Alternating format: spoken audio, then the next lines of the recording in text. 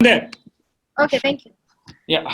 Okay. So this is about a very novel concept, but this concept has been there in vogue. It's quite some time now. Fortunately, I think today we have got an excellent platform. The right people, the meaningful people who matter in this world today, and whose ideas actually can make the difference in this world hereafter. So what I would like to do now is tell you about a journey which started in 2016, and that started on the 5th of September, roughly around a date when, we all know about Boucard. Boucard was obviously a French, not a doctor, a kind of a philosopher. He, just a second. Okay, so this was the day, 2016. All my senior colleagues from Bangladesh were equally involved in making this happen. In fact, Sir just couldn't. Oh, there's something happened. He found that his visa expired the morning that he was about to board the flight. Sir, you remember? So, and this is where you see the then IDF president, Professor Shaukat Sadikot, and our good friend Banshi Sabu. In the August dignitary was the Speaker of the Assembly. Myself, Kiran, we were all there. Indrajit on the he is the man who actually started this organization called Diabetes Awareness and You. We were all there. See on the left, you have this logo.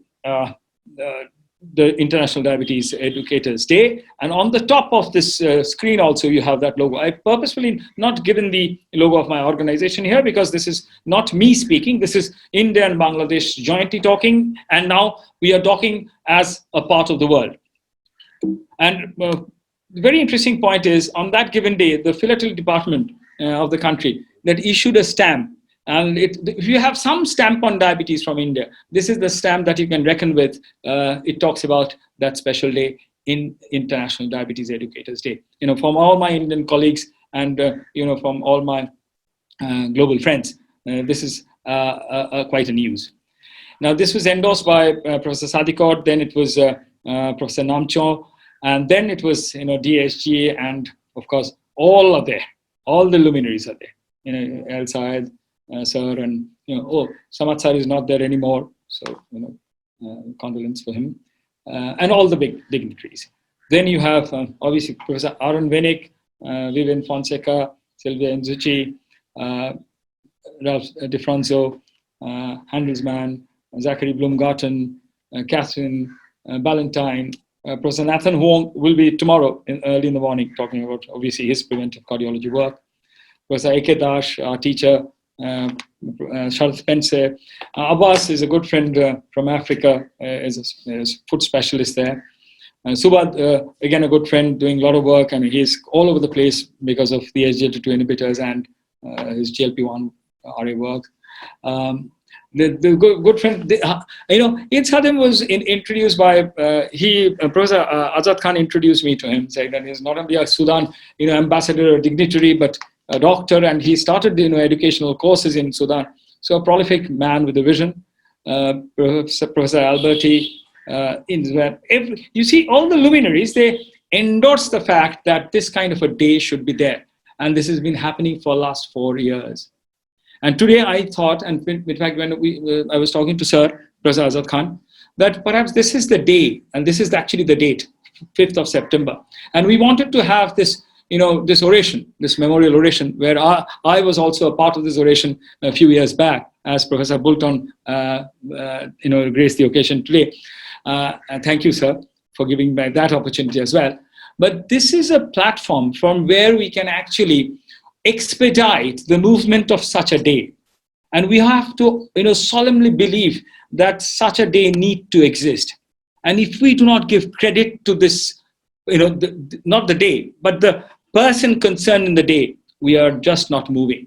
We have just not moved one step forward. Let there be thousands and pipelines of medicines are going to come. Thousands of new things are going to happen. But the numbers are abysmally going, the numbers of deaths are going high up. The numbers of incidents going high. Diabetes is actually failing. We are failing. So we celebrated this cause. This is Bishwajit, Dr. Bhomik's team in Bangladesh in his room. This is his global room, I say. And this is our fellow colleagues, all the dietitians, the nurses, they have kind of gathered together. So we have already started observing the day. And in fact, in India, the pharma companies who are associated with educational programs, like USV, Sanofi, they have come up with this logo, printing it on the 5th of September for the last 2 years. And for us, we have an oath. And I would ask Kiran, this is Kiran's work. I think this is mandatory that Kiran should read out the oath, and she does it well. So we've been taking this oath every year for the last 4 years to reiterate the role of diabetes educators and what we ought to do for all the people in society who are living with this disorder. So this is how it goes. I am a true and dedicated diabetes educator. Every breathing patient with diabetes is my responsibility. Education is my key, empowerment is my goal. I promise to be receptive and shall understand, empathize, reflect, and reassure without bias. I will keep myself updated on the latest developments in diabetes management and share the same for the benefit of the sick. I will not be ashamed to say, I know not, nor will I fail to call on my colleagues when the skills of another is needed for a patient's recovery.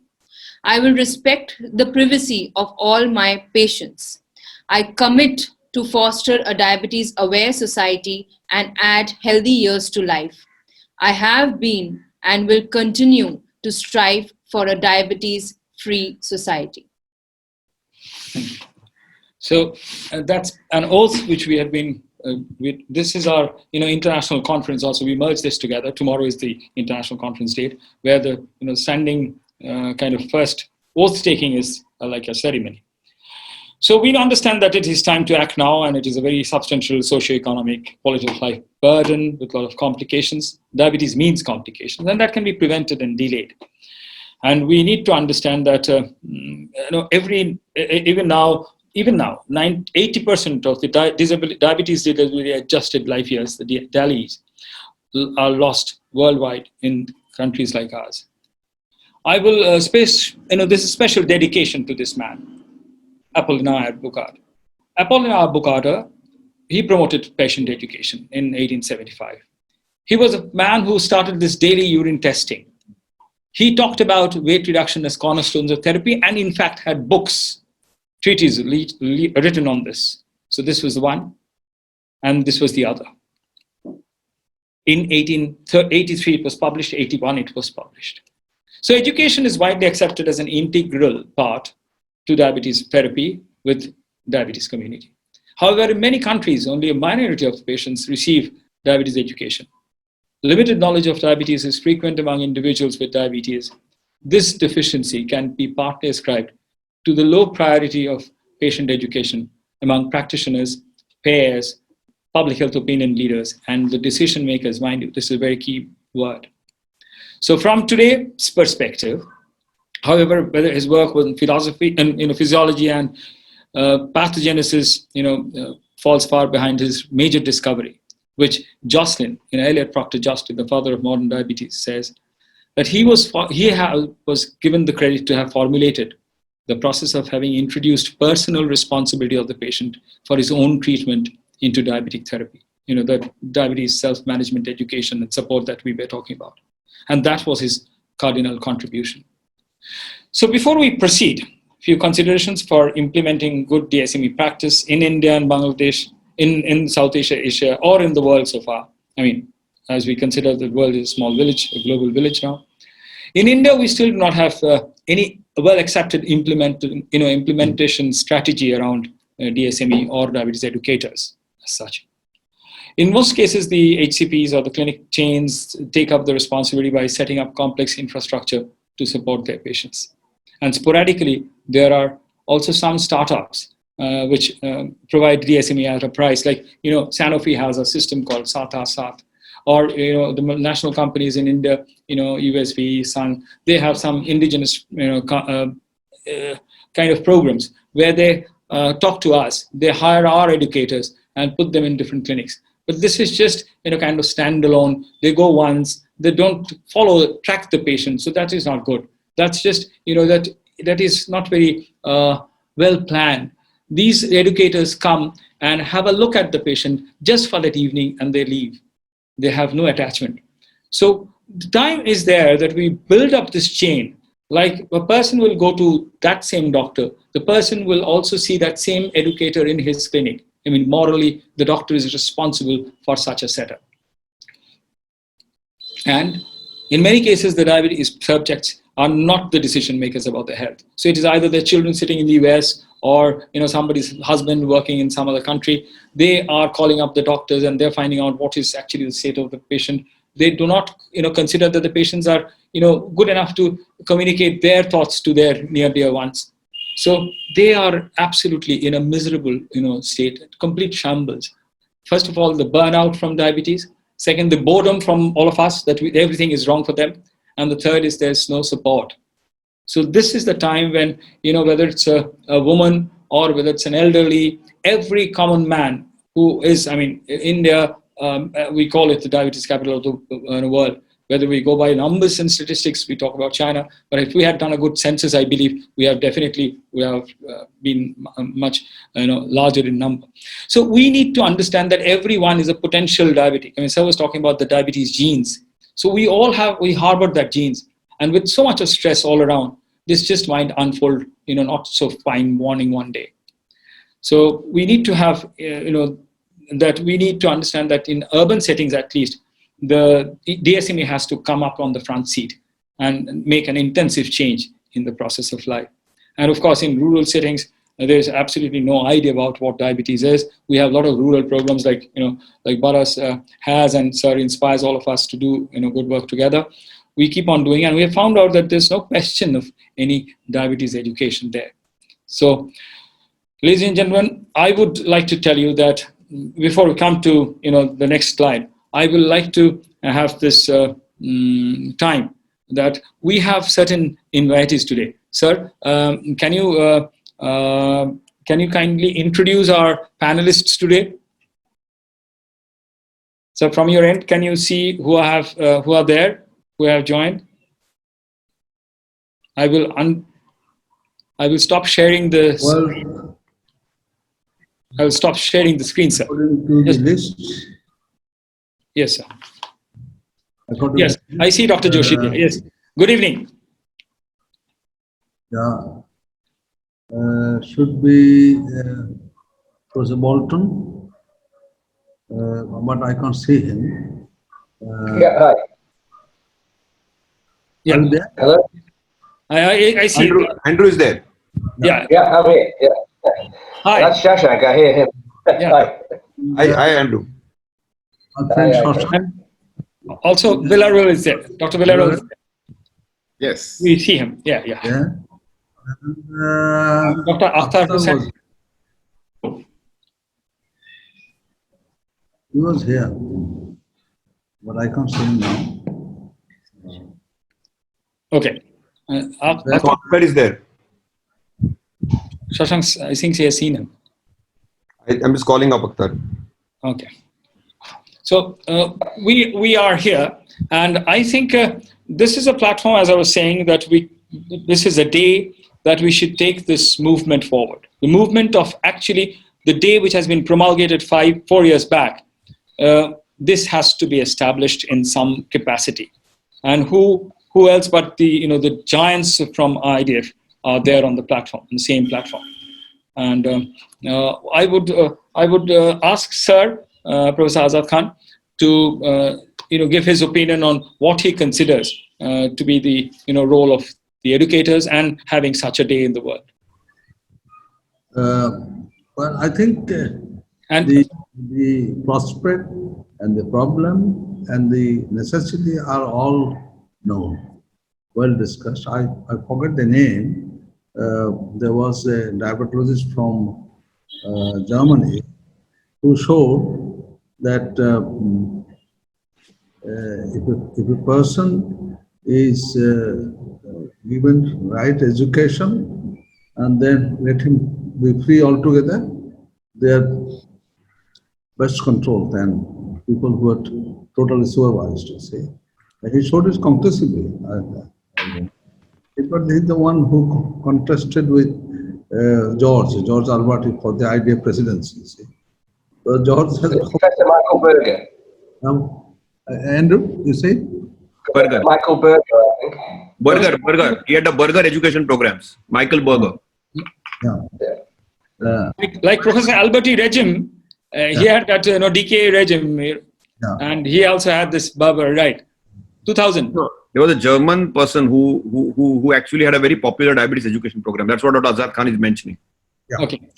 So what I want to mention, see, at the moment, let's say at least in Bangladesh, I'm sure that's also in at least in West Bengal and other parts of India, the main problem is the referring doctors. You see. They don't want to refer the patient to the educationists. See, now not good rapport. That's one point. Second point, when doctors are seeing patients in isolation, it's difficult to employ an educator, see, because I can tell you what I have done it for Bangladesh. You see, in Bangladesh, the diabetic care is so structured, because we have got diabetic associations, at least one in every administrative district. Usually there are more than one. But according to the rule of the affiliation, the Central Diabetic Association, that's we, are morally bound to keep their doctors and other staff educated in diabetes care. And then we made it a rule that to be affiliated, they must have an educator. But then they all came together and said, what do we get educators? So we trained 100, I'm telling the story, I think this might be important. So we trained 100 educators, 100, developed the curriculum. As you understand, the curriculum has to be different according to different socioeconomic conditions, because food patterns are different, people's attitudes are different, you see. So we produce curriculum, etc., but then told this affiliated association that you have to give them enough remuneration, because in a healthcare organization, doctors have advantage in any case, you see. So, but these people do not have the same advantage, because it's unlikely they will become the head of the organization. A doctor someday will become the head of the organization. So like that, you see. So you give them a decent salary, etc., etc. But they had on process, they were telling me what we are cash strapped. You see, what do we give money? So we showed them that if you follow this principle, that for a diabetic care, the most important component is education. The person, if he is made to understand that education is very important for you and that's the most cost-effective thing. So if you charge them a fee for education, and then if he gives education to 10 persons a day, then if you charge 5 persons, and the 5 persons can be made free even after giving a salary. Like that, you see. Also, we did one thing, that if a person is admitted in the hospital, as you know, we own many hospitals, so we are unlike any diabetic association. So if they're admitted in our hospital for any diabetic complications, we said that means he is not educated enough. So he must be given education. So we made it compulsory that the doctor under whom is admitted, he has to answer. We made it a record that he has been referred to, like that. So this is one problem, I say. I think another thing that the educators should be able to have an independent vocation. Then they will create need. So instead of saying diabetic educator only, if they are trained to give, like say, hypertension, which is also lifelong condition, you see. So there are many NCDs lifelong, and they all need education, you see. It's not only the diabetic they need education. So if we have educator training program encompassing all these things, then they will have I believe that they will have a better standing in the society, and they can make an independent profession out of it. You see? And that's how, these are my suggestions, that's how it will catch up. Catch up. And also, like practitioners, like we have accredited physician, you see, like in the morning profile showed that our accredited physician, and we have about, he said 500 one in every upazila, but there are independent also. So we have about 700 accredited physicians in addition to our affiliation centers, you see. So we said accredited physicians, they may have, you together may have an educator, you see, together, and the educator can go around and give education like the way Kiran showed, you see, that you make a team and that showed. So we have to think in an innovative way how we can make it adaptable to this. If you think, we can blame each other, you see, like the doctor don't refer, we can say that the educator don't give enough time, doctors of course they cannot, we can do that. But if we analyze the problem and see how to overcome it, and then go and try, the thing will then catch up. Catch up. I think like the World Diabetes Day, I don't know if Andrew will remember, I don't think you were that much involved with the IDF at that time. You see, the idea of World Diabetes Day arose to an American type 1 diabetic. I forgot her name. And Martin Schilling got the idea, and Martin Schilling approached me that whether I can sponsor it, you see, because he couldn't find any developed country to sponsor it, you see. I said, it would be easy for me, you see. So it started officially with a letter from me. I at that time was the Secretary General of the Diabetic Association of Bangladesh. So, but anyhow, so you see, that has created an awareness. In fact, when we met in the Cape Town, the developed countries are opposing it, you see, because they were thinking it will have a reflection on their budget, you see, budget. So we were able to convince them it will have no reflection on their budget. It will create awareness that it is a preventable disease, people can prevent it. It will have no reflection on their budget, you see. So this was from the political side, you see, because politicians think in that way. So I think if we have a educators' day, that will be a big step. It will create awareness. So that's my suggestion. But we have to find out how to make the best use of it. Thank you.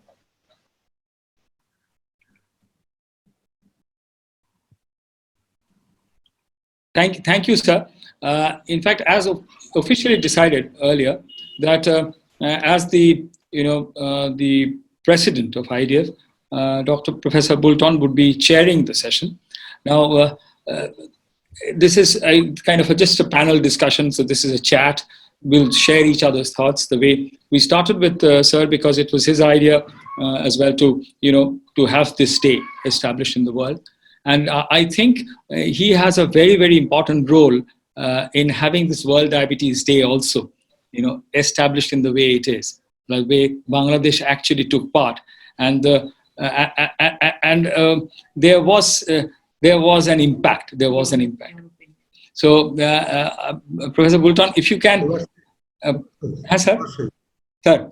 I think we are very fortunate now because we have the president of IDEA and the incoming president in the same session.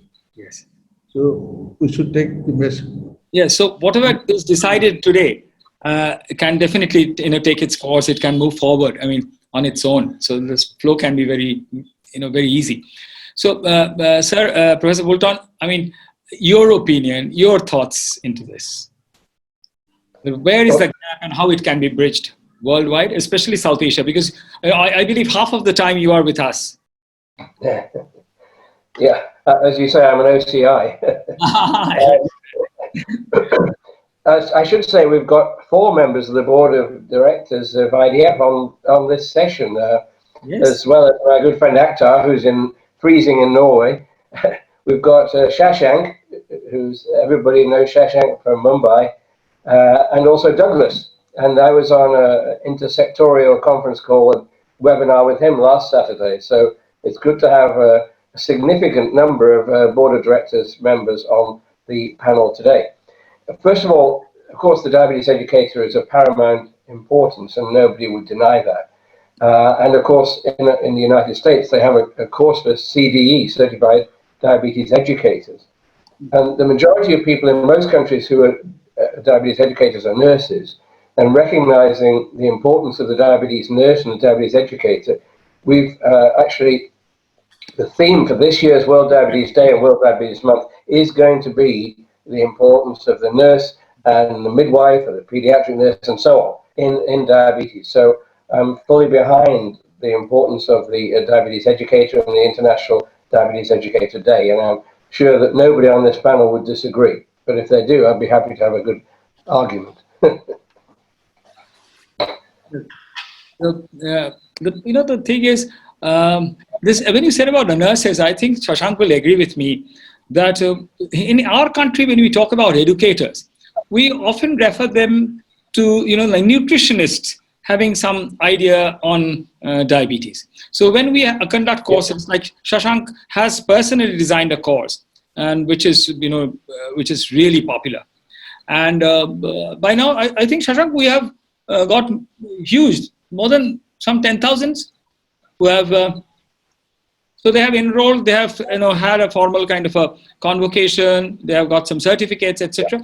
But no one is practicing, because where would they practice? They cannot go on a roadside and start a stall and sit there.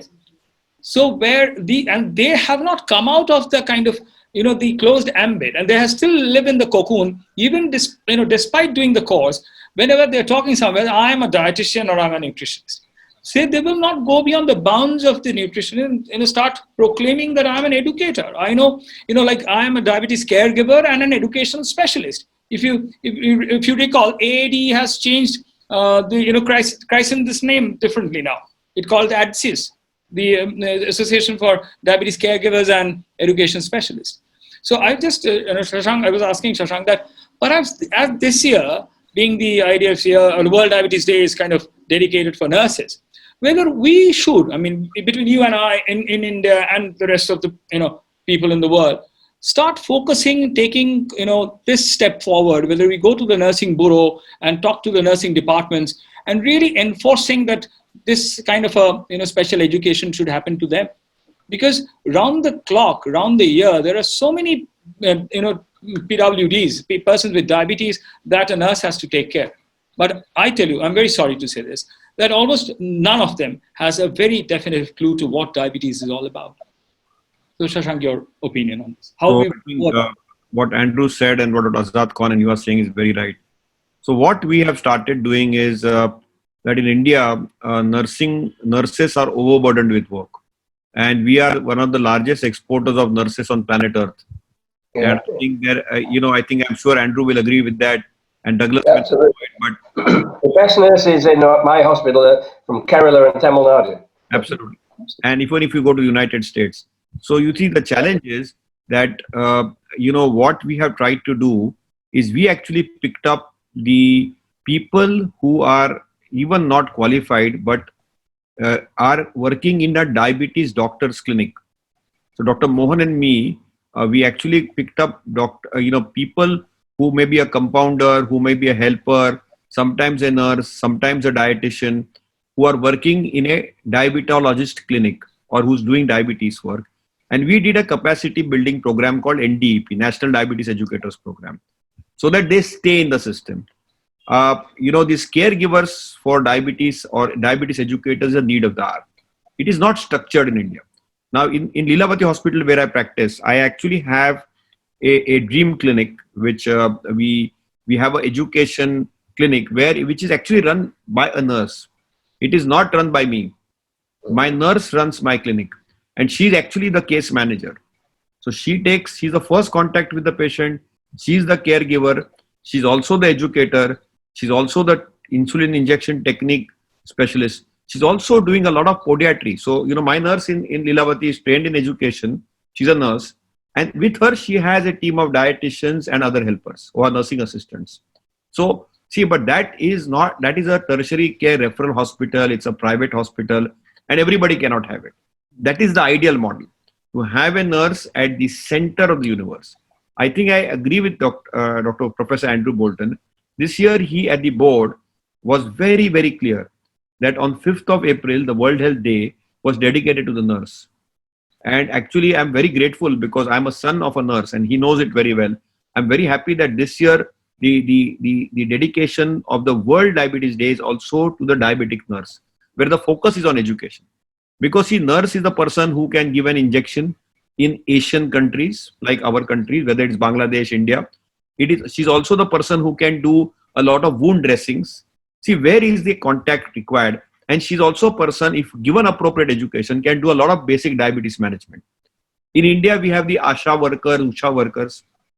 In Bangladesh, I am really thankful to Professor Azad Khan because he has been always a visionary almost 2 or 3 decades back of putting systems in place.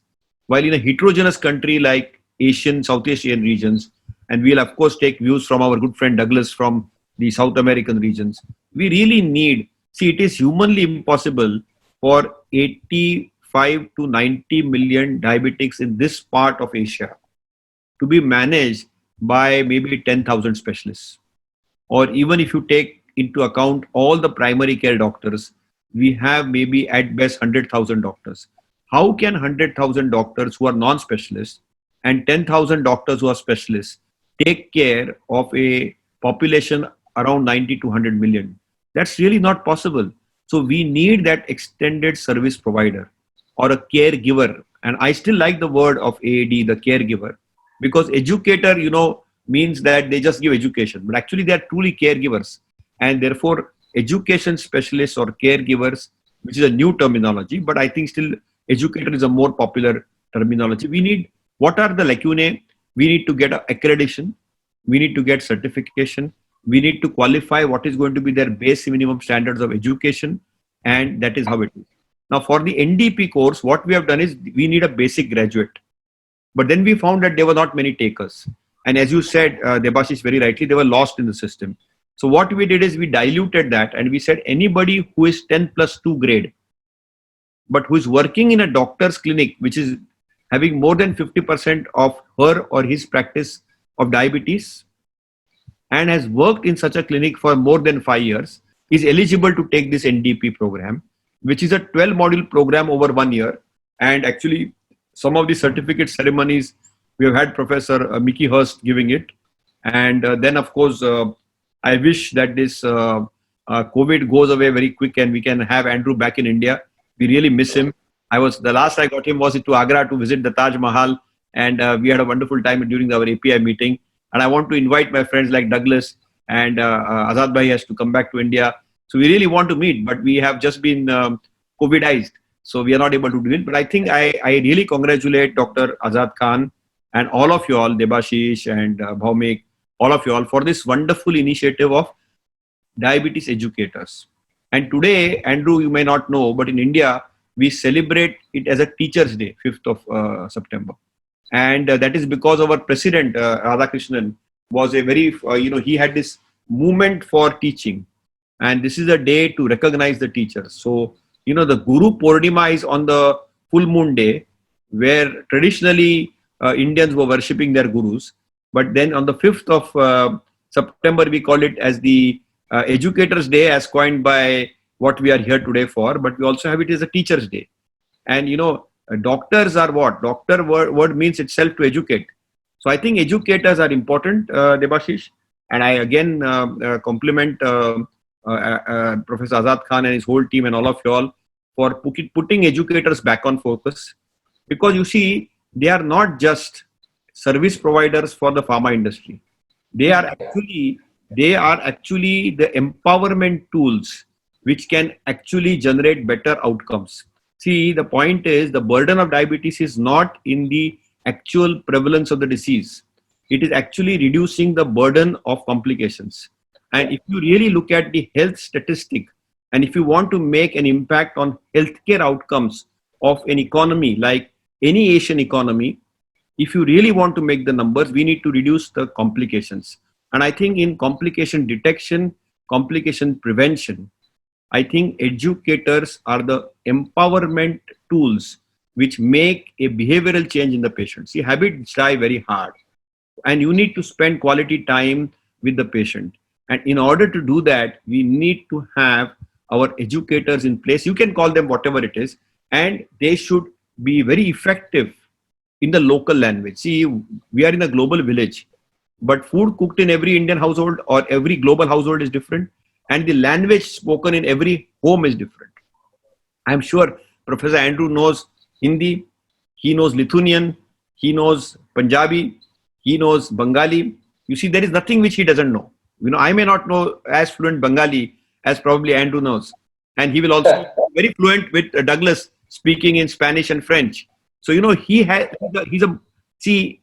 true educator. I would say he's a true educator because he sees the end spectrum of the disease, which is diabetic foot. And diabetic foot is an eye-opener. And you can see that the foot amputations have really gone down. So he focused on neuropathy. Look at his career. And now he has gone from there into, you know, managing the globe and making an impact on diabetes. And we are also seeing that next year is the centenary of insulin. So I think as we unravel this, I think educators are a key, whether it is insulin provision to education. But I think educators will change the diabetes outcomes. And I personally feel that if there is a single intervention which can change outcomes in diabetes, I think it is no drug. It is an empowered educator translating it and helping the people living with diabetes. That's my take on it. I'm sure there are much more worthy people like Professor Akhtar, Douglas there, and of course Andrew is our big boss, and Azad Bhai is our big mentor. Well said. I mean, Shashank, now once you have said this, mind you, you can't go back on your words that this is your wish, this is your vision. And I know being on the IDF platform, you have an extra stake to play. So the role is, I mean, we have to really, culminate to a point where IDF feels it necessity, or, not IDF, I'm talking about whether it's ADA or wherever the global body is, they should feel, find it compulsory that this day should be dedicated to that bench of beautiful people who, as you rightly said, as Nelson Mandela said, education is the most powerful weapon to change the world. And who else but an educator can actually bring about a difference? Because Shashank, you and I will definitely agree that we haven't changed diabetes a bit. We have done more conferences by the year. We have really had much more comradeship and fellowship. I remember I bumped into Professor Bulton after his lecture, obviously that semantic lecture, and I kind of crept up on the stage, and my lecture was elephant followed by the ant. If you remember, it was in Chennai, the foot conference, and there we are all very consciously we are playing around each other. We are patting each other's back. But we know at the back of our minds that nothing has really changed. So this is the time, sir, and all my IDF dignitary friends, and of course my sir, Azad sir and Akhtar sir, that whether we can now escalate this day, because this day can actually mean the rightful kind of a significance to that person who is actually who has to come out, who is actually sitting and lurching in the dark, who is still afraid to call herself or himself an educator, because though he believes, but he doesn't see the light. So does the august body like IDF, because BADAS has already done started this. We are actually jointly having a course very soon, and if Professor Bulton, once, as you said, as Shashank said, after the COVIDization or the COVID invasion, when things settle down, if you come and we can all sit together and we can have a kind of a global course where the regional differences, the cultural disparities can all be dealt with, because from face-to-face or this webinar kind of meetings we will deal with. But a global understanding about what diabetes is all about, what are the things one should look into, and how one should appraise the patient. That's quality time that a person would afford. I mean, that patient affords from me, but I can't give him because of, so much of pressure. But is there such a populous country, burgeoning population? We can't say that we are in dearth of people to help. We have to make them. So please, can I ask you, now, as a chair of this panel, tell us that what is your step that you would take from here? If you remember, Kiran was telling you about comb your feet too. I remember when I was going to the SARC, there was a conference last year, similarly on the 8th of September. It was, beyond that, it was SARC 2030, beyond diabetes kind of control. Professor Azad Khan did, and all the SARC delegates were there. So I happened to, come from India. Professor Mohan, Dr. Mohan, and Professor Chandalia. They were all the other people. So when I was boarding the flight, this girl told me that, Baba, I want to suggest you something. While you are representing India and talking about our work in Day, I mean, this is Mr. Day that you see in the background. He is an ambassador. He is an ambassador. He goes places telling about our slogan. Our slogan is annually test blood sugar 130 plus you are. It started in Bangla. Then we have another slogan. Once you detect pregnancy, blood sugar test is an urgency. So these two quotes or these two slogans have been incorporated in the national we have our NPCT-CS program, which is an NCD program by the then Government of India, Ministry for Health and Family Welfare. So this man will go around places. On hoardings, you will see him talking about, test your blood sugar if you are above 30. So people will, do that. We have a fantastic HIV campaign on a similar, kind of a vector. So we are trying to do this, and we are now into our second year doing this. And I would, I'd like to share with you that she said, let's, talk about this, comb your feet too. Like every morning, the child gets up and he has a wash and comes out from the bath and he combs his hair, perhaps a selfie here and there, or a girl.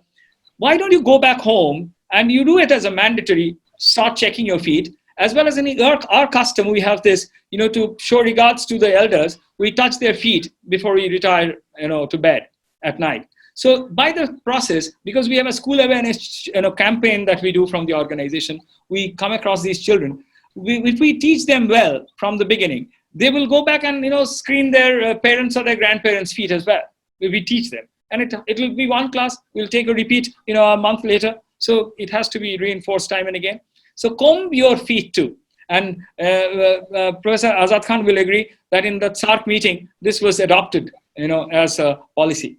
So if IDF, can, on your website, on our IDF website, which we can have this kind of, these are the new things that we can think about. And who will do that? Who will inspire that school child is, a girl like her will go to the school and talk to them. So let us, as Shashank was telling us, that there are so many people, let us galvanize them well, let us put them in the right places, and let them give them the, the credit and the credibility that you are capable. They haven't yet earned that, because we never gave them a chance, frankly. Well, I would agree that anybody who looks after people with diabetes has to be an educator, whether it's the doctor, the nurse par excellence, the dietitian, the podiatrist, the psychologist. Yeah. These are all important people. Everybody should be. Education is the key. And as I quoted from H.G. Wells, what was it? He said that human history becomes more and more a race between education and catastrophe. So we've got to win on the education side. So you're absolutely right. And I'm sure Akhtar will agree with me that the way forward is, that's hence this year the nurse, but the nurse incorporates the educator par excellence. So this can be taken forward. Akhtar, are you still there? Yeah. Must be lunchtime in Oslo.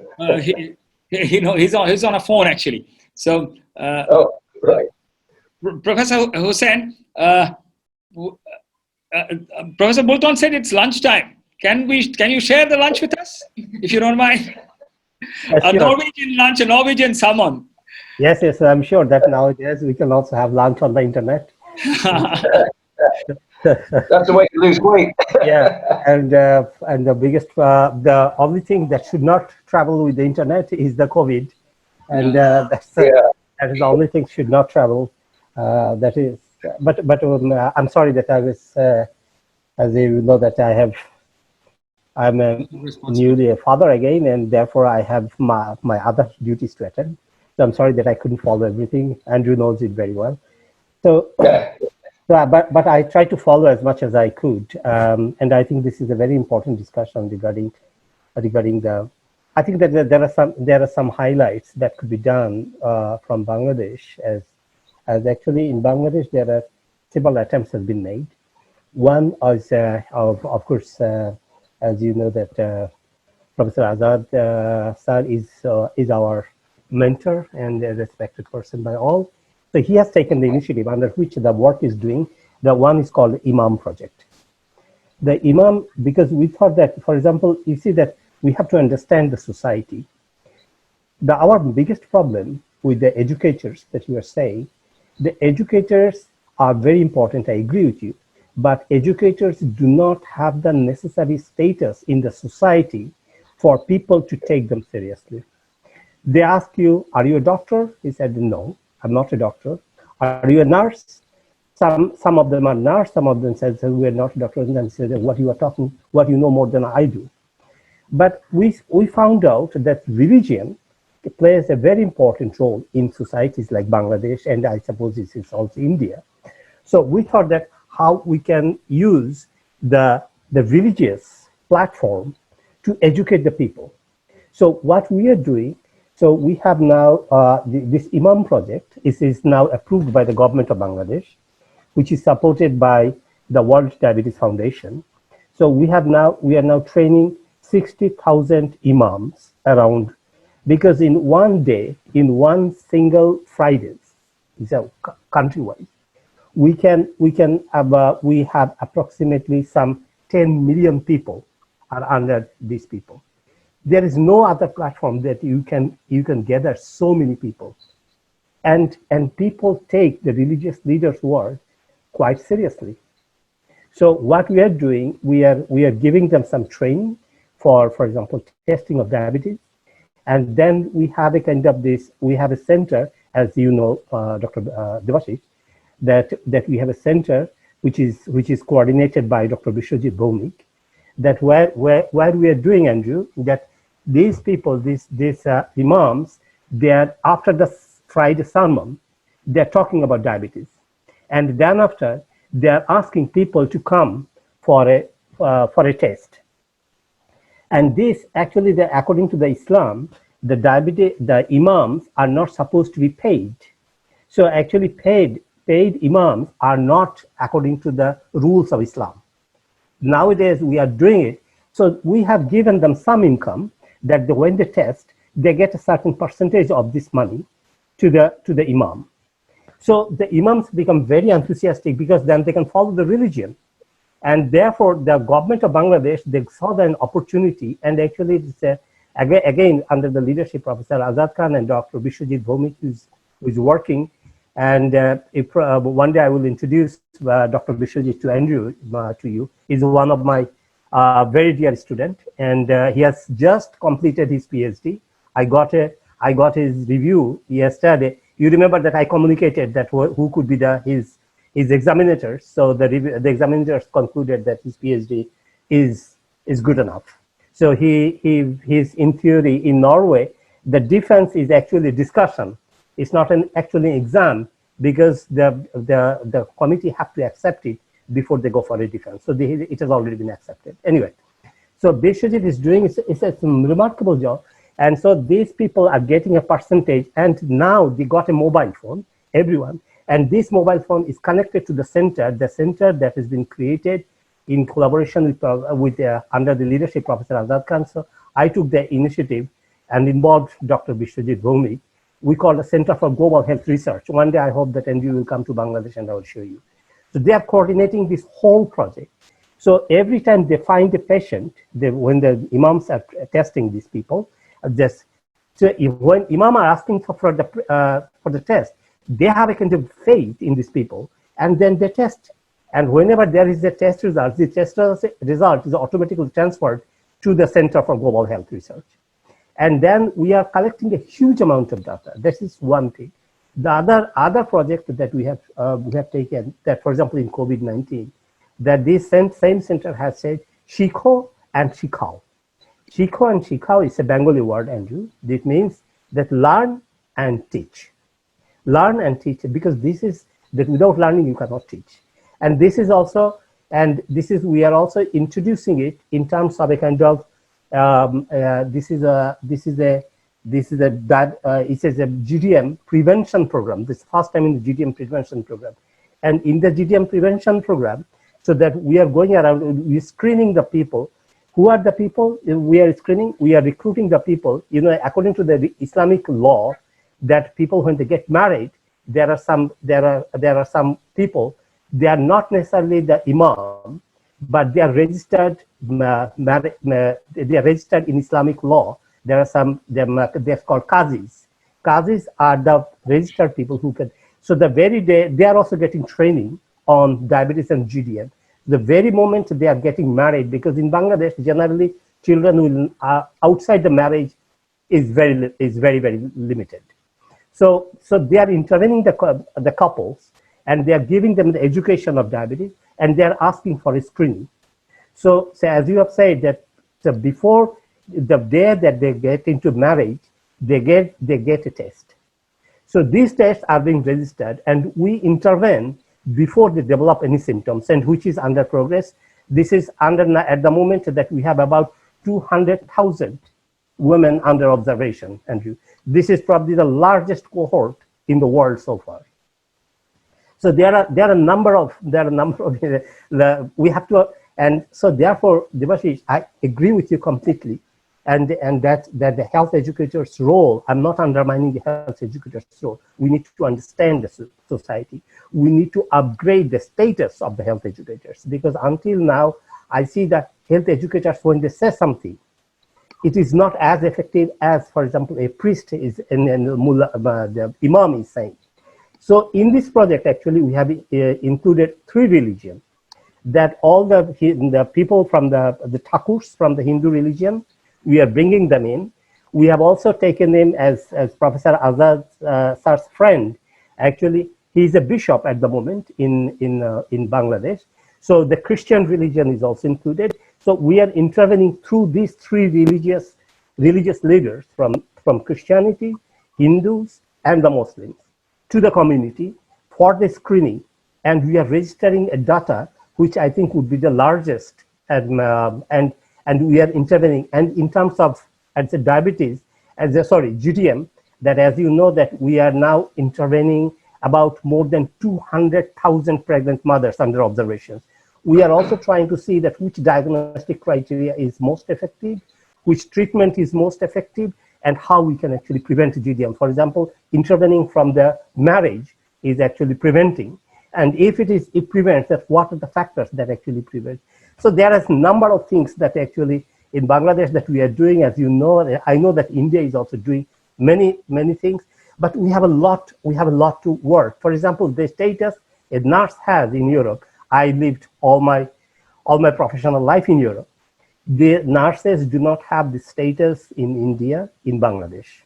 We need to upgrade the status in order to earn the respect, because without the respect and the trust, they will not be effective educators in the community. So I agree with you in principle, but I said that we need to upgrade it. We need to upgrade the status. For example, in Bangladesh, nowadays, the nurses are gazetted officers.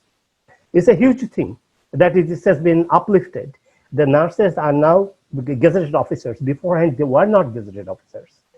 And for example, the religious leaders, as I said, the path of the religious leaders is very interesting, and hopefully that we will be able to evaluate.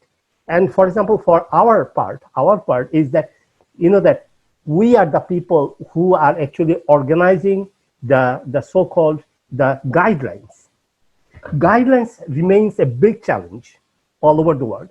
So the educators, that the education that they will give, for example, diagnosis of diabetes, we have so many questions regarding, for example, A1C.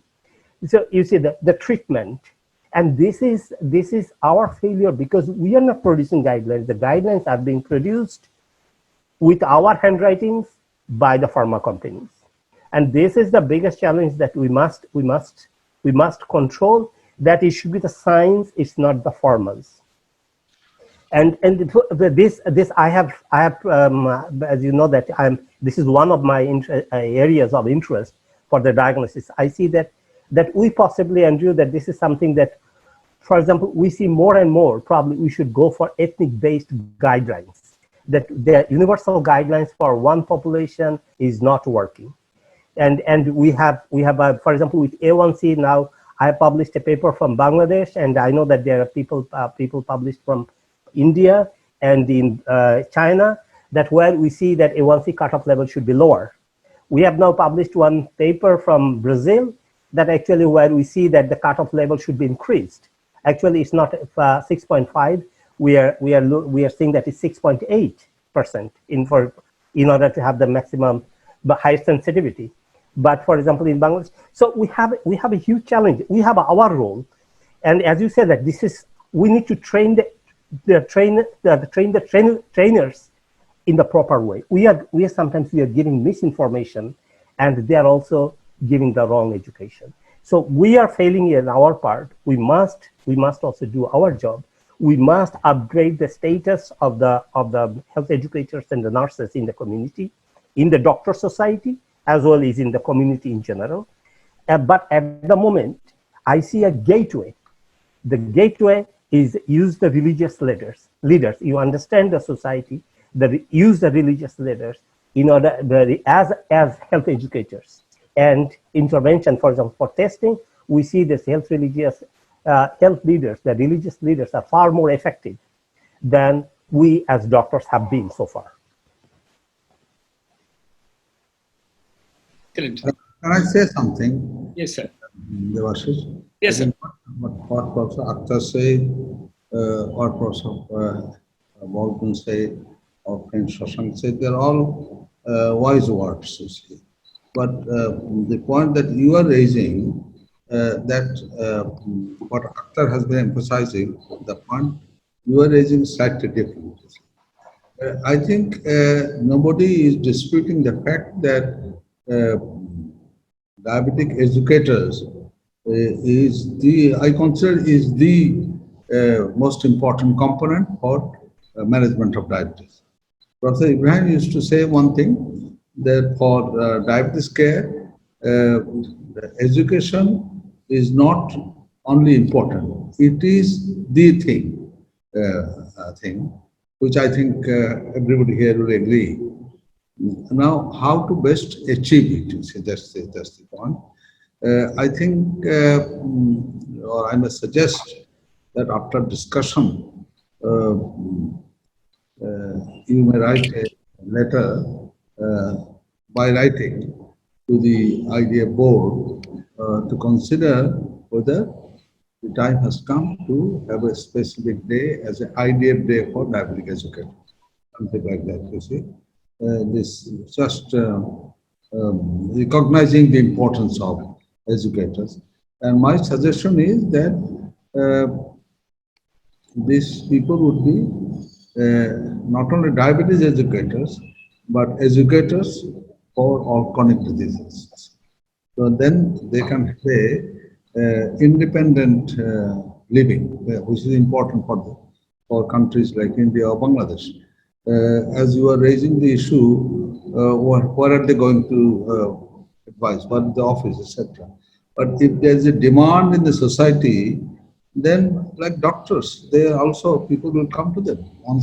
Once diabetic people or society appreciates their advice is important, is advice good for them, even by paying money, then they will come. Like we in Diabetic Association now have introduced that people who are admitted into the paying world, then for them, once they're admitted, they are given education at the cost of a fee, so that they value it, you see, value it. Like people who are poor, they are admitted to the free bed, then everything is free, like that. So we have to discuss on how to best achieve it and how best is to install it. That needs further and further discussion. So not only a very humble suggestion. In fact, it is perhaps the most humongous suggestion that we had been thinking about for the last so many years.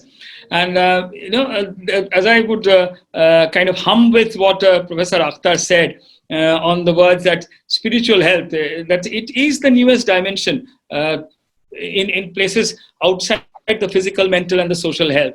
And we have been talking about spirituality only in cases of end of life care. But this is when two people come together and perhaps another life is being formed. There we apply spirituality and exercise the powers and the wisdom of the knowledge of diabetes and any chronic disease. So what a way of turnaround that is happening in this world. I beg your pardon, Debasis. You see, what Professor Akhtar was suggesting about let's say diabetes detection, prevention, the role of faith-based leaders, as they call it. You see, every society has its own dynamics, you see, dynamics. Like in Europe, the church has become now it has become a community center, you see. Who goes to the church for praying, you see.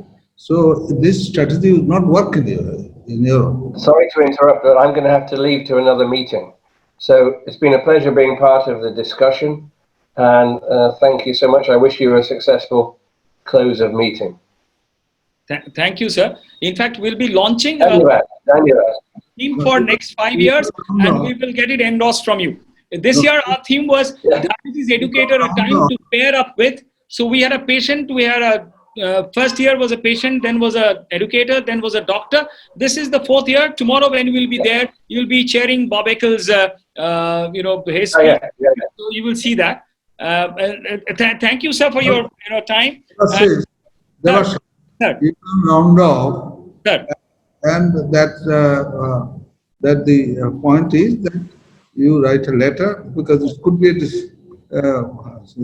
summary that you write a letter to the IDF or Shashank could write.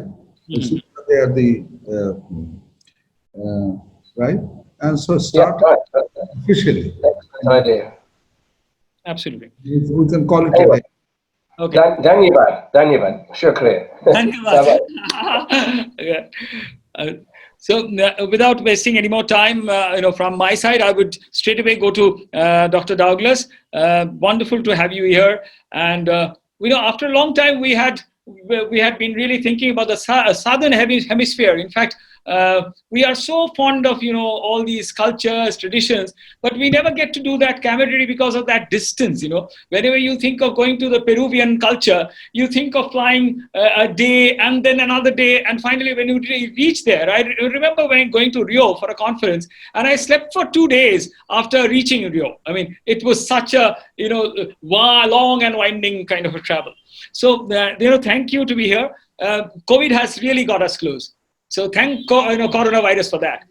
So may I pledge, from your end, that part of the world, a very mystic part of the world. You are doing a big work. Can you tell about exactly what is your role of promoting diabetes educators there, and how we can all harmonize at the end? Well, thank you. Education plays a significant role, not only in the prevention of diabetes itself, but also in preventing its complications. Currently, health education to prevent diabetes in Bolivia is non-existent. We are a country down here of 10 million people, almost 11.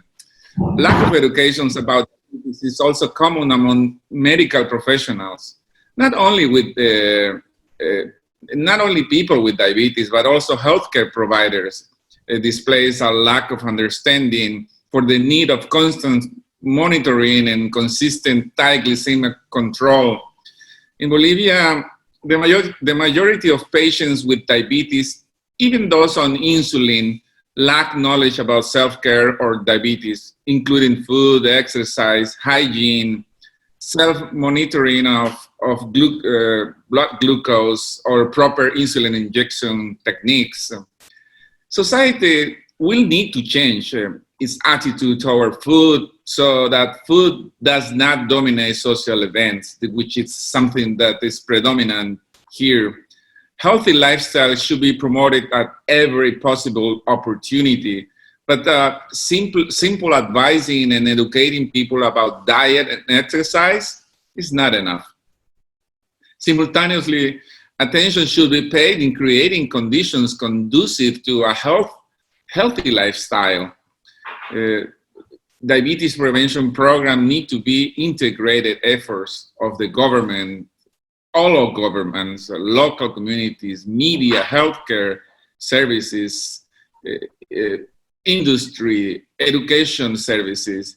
It would require financial support from governments as well as from non-governmental organizations. So, while the prevalence of diabetes is increasing much faster in the developing countries, awareness and education about diabetes remains suboptimal. Aggressive lifestyle changes, including healthy diet and physical activity, can prevent diabetes. Education campaigns at all levels of societies to reverse the trends of westernization, to get rid of many cultural myths and misconceptions, and to promote a healthier lifestyles are needed to stem the rise tide of diabetes. We in SACA region, South America and Central America, have started a multi-sectoral movement to approach the diabetes from a different angle, not only involving the people with diabetes or the care providers, but also the industry, also the local governments, also the media. So we are working on that, and we are hoping to have a big forum next year with all the organizations involved. So a lot of work being done. Sir, yes, sir. Sir.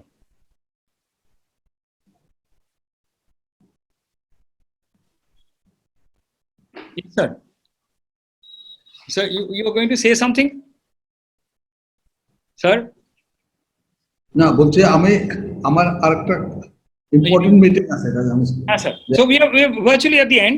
So after this this is a day. So we have agreed to the point that this is a day which we all the kind of stakeholders in the diabetes community should reckon with, and we should really enforce a kind of a community feeling again to establish this day as a day like World Diabetes Day on the 14th of November on Frederick Banting on his birthday.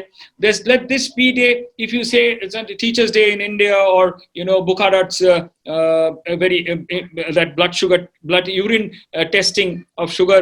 If you consider that these dates are important and this relates to diabetes education, whether these dates are even not important, just a day, 5th of September, as we are doing for last 4 years, if we can take on a platform where we can actually enthuse the common man also to become a diabetes educator, there's no harm. The only responsible role of a citizen of the world, perhaps now, entails in becoming a man with the knowledge of diabetes, the wisdom of diabetes. So may I humbly pledge from Diabetes Awareness SNU, and on behalf of Professor Azad Khan, who was there with us, just left for an emergency reason, and of course with Professor Akhtar Hussain and you, Dr. Douglas, there, whether IDF can galvanize this concept and let this happen globally, from say next year onwards. In fact, on a happy note, let me tell you, Professor Akhtar Hussain actually will be there tomorrow with me. He'll be chairing a session on Sherry Kohlberg's Exercise and Diabetes, the woman who had written the guidelines on physical activity and diabetes. A lot of books, type 1 leader. Akhtar sir, we are announcing the best Indian diabetes educator tomorrow. And with Dr. Douglas there, may I, actually plead that if you give us that courage, if you give us that strength, this year, tomorrow would be the best Indian diabetes educator. Perhaps next year we can go up one step and announce the best, SARC or Asian diabetes educator. And then perhaps, on the 3rd year, or maybe the next year on 2021, the insulin 100 years and the best international diabetes educator. Why not? And then we have to have regulations and a lot of understanding with the jury, etc. So please be with us connected as we wind it up from the Zoom connection now. Will let us remain connected in our hearts forever.